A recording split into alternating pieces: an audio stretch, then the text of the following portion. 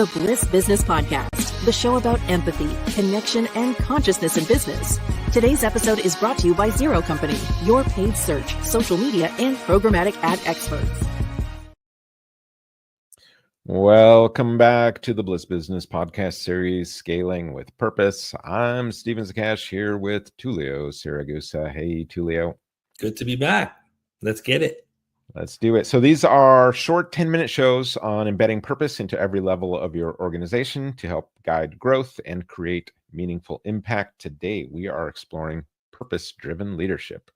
This is a critical topic for any organization looking to truly live by purpose. How can leaders embody the organization's purpose and inspires others to do the same? Let's dive in.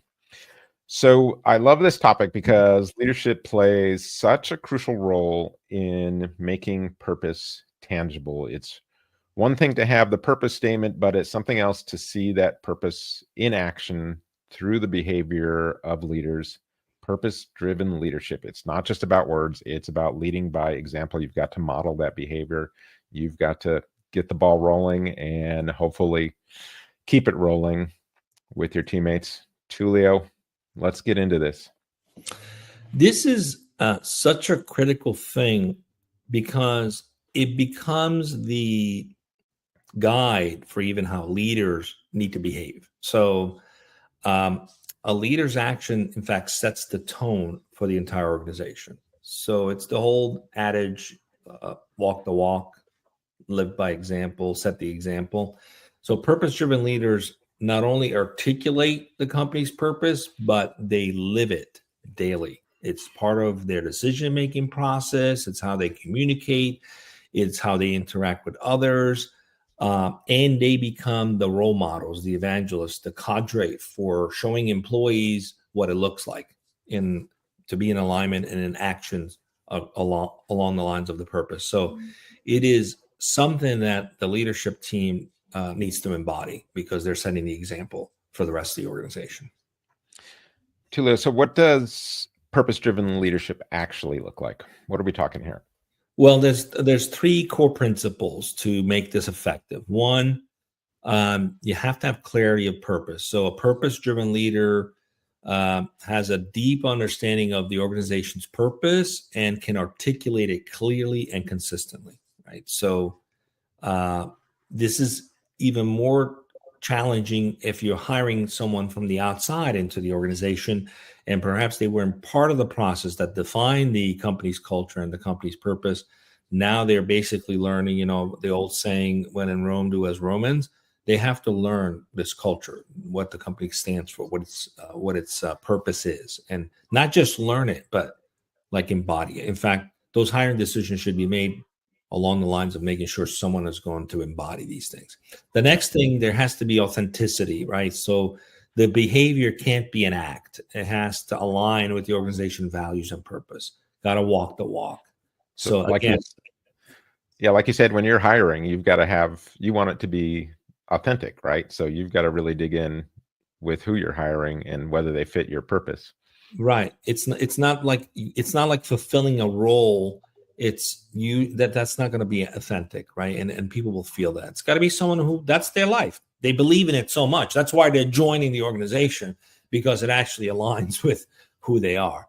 So that's important. And then these leaders need to be inspirational, right? They actively inspire others by connecting with the purpose, connecting the purpose to the work that they're doing, and on a daily basis. So it becomes like this cultural norm, and those leaders are the evangelists for this culture. Not just the evangelists, they're living it, they're embodying it, they're showing others how to embody it, and everything that they do has to align it, because otherwise you lose that authenticity.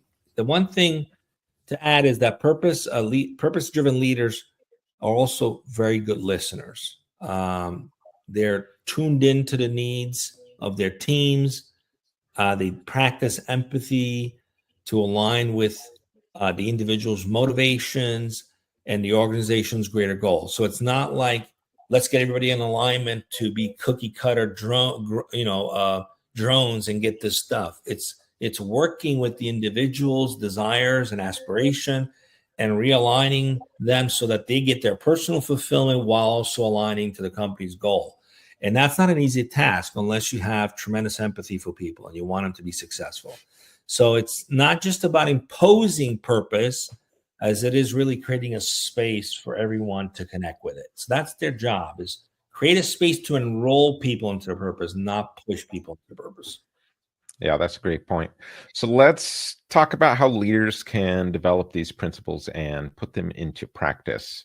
I think the first area to go over is to really communicate the purpose clearly and often. This isn't something you can mention once and expect it to stick.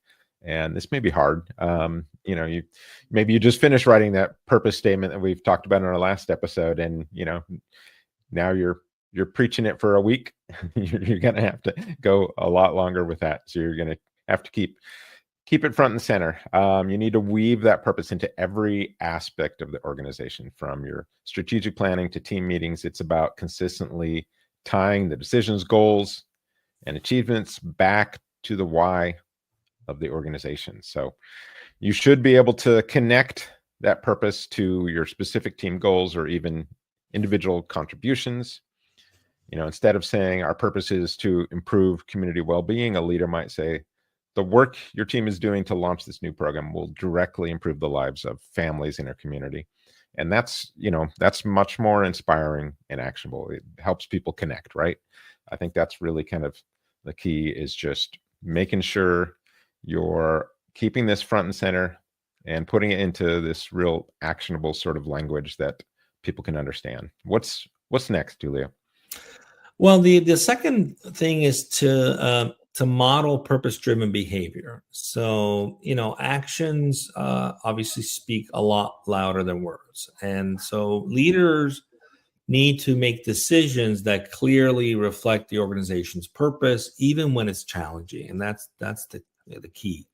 For example, if an organization is committed to sustainability, purpose-driven leaders should advocate for environmentally responsible practices, even if they require additional effort or investment. This is where authenticity comes in. It's not something you're acting or you're fulfilling a role, because you could forget to fulfill that role, right? You either live it or you don't. That's really, so employees are quick to notice if a leader, if their actions don't align with the company's purpose. They'll quickly see it. It's like, oh, they were just paying lip service to that. And you probably have heard this too. Employees will often say, yeah, we just paid lip service to that. You don't want that. That's not going to be okay. For a purpose-driven leader, it takes a lot of courage to be consistent. And I want to say courage because it's easy to take shortcuts. It's easy to cut corners. But to be responsible and to be modeling being purpose-driven, you can't cut corners. You have to really be consistent, especially when facing with trade-offs and difficult decisions. Those are the moments that really define to the rest of the organization whether it's real or it's just lip service. So a leader plays a big role in making it real.